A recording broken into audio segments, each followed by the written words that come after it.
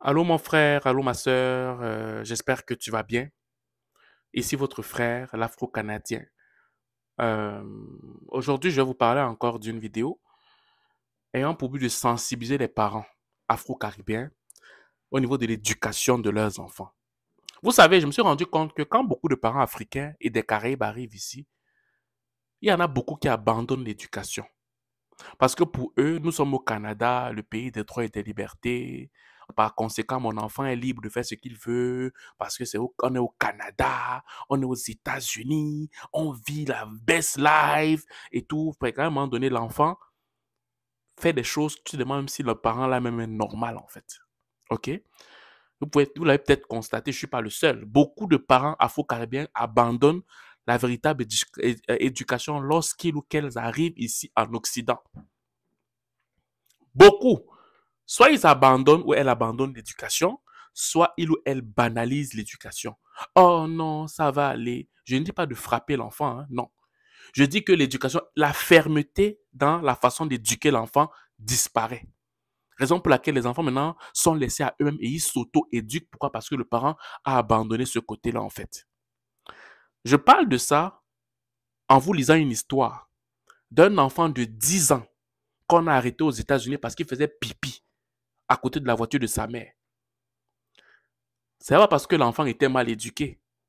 Mais je prends le cas de figure d'un enfant qui a été mal éduqué, ce qu'on pourrait potentiellement lui faire, même s'il est jeune. Avant de parler de ça, de ce sujet, pour toutes les personnes qui m'écoutent d'Afrique et des Caraïbes, et que vous voulez en savoir plus sur l'intégration au Canada, comment on vit toutes ces choses-là, enregistrez-vous. Si vous m'écoutez sur YouTube, enregistrez-vous sur YouTube en bas. Sur Facebook, enregistrez-vous en haut. Et sur TikTok, allez sur une de mes pages YouTube ou Facebook, vous vous enregistrez en fait. C'est très important. Pipi en public en attendant sa mère, un jeune garçon s'évite un casier judiciaire. Un garçon de 10 ans qui avait été arrêté par la police pour avoir uriné derrière la voiture de sa mère alors qu'il l'attendait dans un stationnement public a écopé mardi d'une probation de 3 mois qui ne figurera pas, heureusement pas, dans son dossier. Pour vous faire une histoire courte, le jeune a écopé d'une amende qui ne va pas apparaître, mais il va quand même faire cette amende-là. Je veux dire, il va être condamné à faire l'amende, mais ça ne va pas apparaître dans son dossier. Parce que l'enfant avait un avocat. Imaginez-vous si les parents n'avaient pas les moyens de se procurer un avocat, qu'est-ce qui devait arriver dans la vie de cet enfant? L'enfant n'aurait même pas encore commencé la vie que, à 10 ans, il aura déjà un casier judiciaire.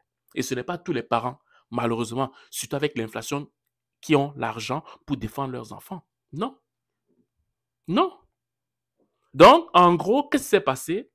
C'est que sa punition, c'est qu'il devait rencontrer je vais dire, un agent de probation. Je pense il devait le rencontrer. Le garçon aurait écopé d'une peine suspendue de 3 mois où il devra rencontrer mensuellement un agent de probation ainsi qu'un devoir de lecture de 2 pages à remettre sur le joueur de basketball Kobe Bryant, décédé en 2020 selon le média britannique. Nous n'allons pas faire appel. Il n'aura pas de casier judiciaire. C'est une période de probation. Il est fan de Kobe Bryant, donc cela ne le dérange pas d'écrire ce rapport de 2 pages. Mais le principe reste quand même, il ne devrait rien avoir à faire. Sa mère est partie dire que c'est le racisme. Peut-être que je le crois aussi, mais je me garde de donner un avis là-dessus parce que je ne connais pas l'histoire pleinement en fait. OK? Mais selon ce que je vois ici, quand on regarde les dernières lignes de l'article, dans la semaine suivant l'incident controversé, le policier qui avait pris cette décision a été renvoyé. OK? Le policier a été renvoyé. Il a été démis de ses fonctions. Et ça, c'est les décisions des policiers violaient notre politique écrite et allaient à l'encontre de notre formation préalable sur la manière de gérer ces situations. Nous aurons également une formation obligatoire pour les interventions avec les jeunes dans tout le département comme à chaque année, précise le corps policier selon CNN. Donc, cette vidéo est très courte, mais je voulais simplement sensibiliser les parents. Cet enfant il avait une envie, fait qu'il a fait pipi. Peut-être la loi condamne ça et je pense qu'ils ont été quand même très durs parce que c'est un enfant de 10 ans quand même. Pour moi, là, je parle à la maman, je reprends l'enfant, j'essaie de comprendre la situation, mais je vais pas arrêter l'enfant quand même, là, tu sais. Mais imagine-toi ton enfant qui n'est pas bien éduqué et qui fait vraiment une connerie, par exemple, voler dans un magasin ou, je sais pas moi, faire un truc qui va à l'encontre de la loi. OK? Parce que pour lui, il est Canadien. Il devient plus Canadien que le Canadien et c'est le parent qui l'encourage à avoir ce genre de pensée-là. Qu'est-ce qui va arriver? On risque de condamner ton enfant comme un adulte dépendamment du délit qu'il a eu à faire. Parce que il y a la loi des enfants. On condamne les enfants d'une certaine façon quand tu es un mineur et aussi on condamne les adultes d'une certaine façon. Mais dépendamment de ce que le mineur a fait, il peut être condamné comme un adulte. On va juger l'intention, la façon dont il fait. S'il s'amuse, si c'est jugé que c'est vraiment pensé, vraiment cogité selon son âge, on risque de le condamner comme un adulte. Ça, il faut jamais oublier ça. Donc, chers parents, vous qui venez ici avec vos enfants, faites très attention. Ne lâchez pas sur l'éducation. Parce que ce n'est pas tous les policiers qui sont compatissants. Il y en a véritablement qui vont aller, qui n'auront pas la compréhension, parce qu'ils vont aller directement droit au but selon la loi sans pour autant comprendre le contexte. OK? Fait que, et il y en a d'autres aussi qui vont essayer de comprendre, mais chacun va faire son travail à sa façon. Et on ne va pas toujours prendre l'excuse du racisme pour pouvoir justifier le fait que le policier a fait ou il n'a pas fait son travail, en fait. Donc, ne tombons pas dans ce piège. Prenons le temps d'éduquer nos enfants comme il se doit, afin de ne pas tomber dans ce genre de cas de figure, en fait. Et on bénit vraiment je vais dire, on bénit vraiment l'avocat là qui a pu défendre cet enfant. Et j'imagine un peu si la maman de cet enfant n'avait pas les moyens pour se défendre, ça devait être quoi la situation?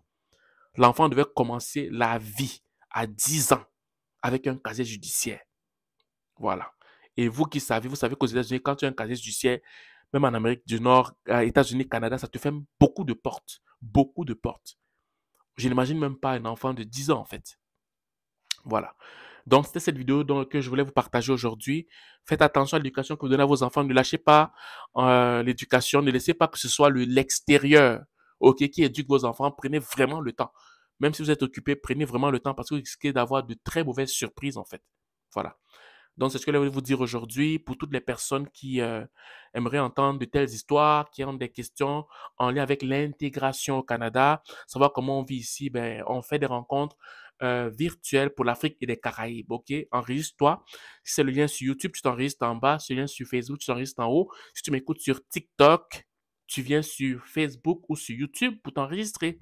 Sur ce, je te souhaite de passer une excellente journée ou une excellente soirée, dépendamment d'où tu m'écoutes. Ciao.